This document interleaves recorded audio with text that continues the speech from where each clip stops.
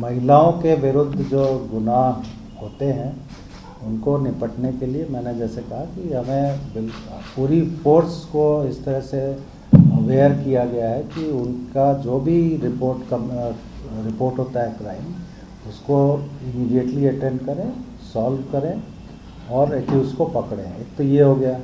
दूसरा, अगर कोई हस्बैंड और वाइफ का झगड़ा है तो जिस तरह से गाइडलाइंस हैं उस तरह से हम लोग काउंसलिंग करते हैं, नेगोशिएशंस होते हैं दोनों पार्टी में, उसके बाद क्राइम रजिस्टर होता है। हाँ, आई एम टेलिंग यू, आप जैसे रेप्स की बात करें, इस साल 413 रेप केसेस रजिस्टर हुए हैं, उसका एनालिसिस हम लोगों ने किया है।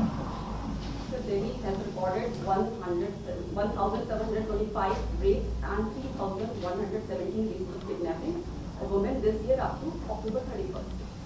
मेरे पास जो आंकड़े हैं, न्यूज़ 18 की खबर है। एनीवे आपको मैं अब जो इस तरह का डिस्कशन होगा तो no, I think don't counter question him on data आपको because अगर he is जवाब चाहिए तो please have patience to listen to.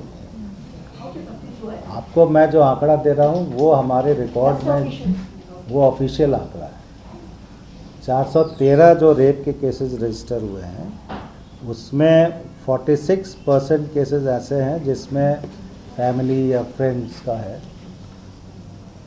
Neighbours का है 11%, relatives 14%, other known persons are 28%, that is live in relationship जो आप कहते हैं, एम्प्लॉयर को worker is 1% and unknown stranger is 1%. This is the analysis. I am not justifying it, I am giving you an analysis. Whatever is the complaint, we investigate quickly, arrest the accused and charge it and produce the accused before the court of law. फिर trial चलता है, conviction जो भी होता है। So this is the situation so far as rape is concerned. Stalking का जहाँ तक आपका कहना है कि स्टॉकिंग फिजिकल स्टॉकिंग होती है, एक साइबर स्टॉकिंग होती है, तो दोनों केसेस में जैसे ही हमें रिपोर्ट मिलती है we register the case and arrest the accused and chargesheet, उसमें डिले नहीं होता है। आपने कहा कि ऑनलाइन एफआईआर रजिस्टर नहीं हो रही हैं, तो मैं बताऊं कि जो ये स्टॉकिंग की फरियादें आती हैं ऑनलाइन या आपका साइबर स्पेस के ऊपर, वो भी हम लोग इमीडिएट रजिस्टर करके उसमें स्टॉकर को आइडेंटिफाई करके पकड़ते हैं। ओवरऑल जो सिचुएशन है वो ये है कि the sensitivity to attend such cases is there might be few instances which can be quoted by people कि हमारे इस केस में ऐसा हुआ नहीं हुआ, जहाँ पे हमारे अधिकारियों की या लोगों की गलती होती है वहाँ उनके खिलाफ डिपार्टमेंटल एक्शन भी होता है। मैं ओवरऑल पिक्चर आपको दे रहा हूँ इसके बारे में। Thank you. No, please, no. Sangeeta, yes. आपको This is a बता court दें, order. This is high court order. मैं बता देता हूँ। This is high court order. एक मिनट आप बात सुन लीजिए मेरे।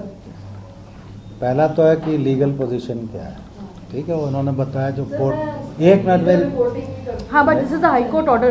I remember Avantika had raised this matter and said मेरी बात पूरी कर। Anyway, let him continue. Delhi में केवल पुलिस चेक नहीं कर रही, सिविल डिफेंस के वॉलंटियर्स भी यूनिफॉर्म पुलिस जैसी पहन के चेक करते हैं, तो एक मैसेज आता है कि पुलिस चेक कर रही है। पुलिस ज़रूर चेक करती है बट ऐसी जगह चेक नहीं करती कि जहाँ पे ट्रैफिक का रेगुलेशन में तकलीफ हो।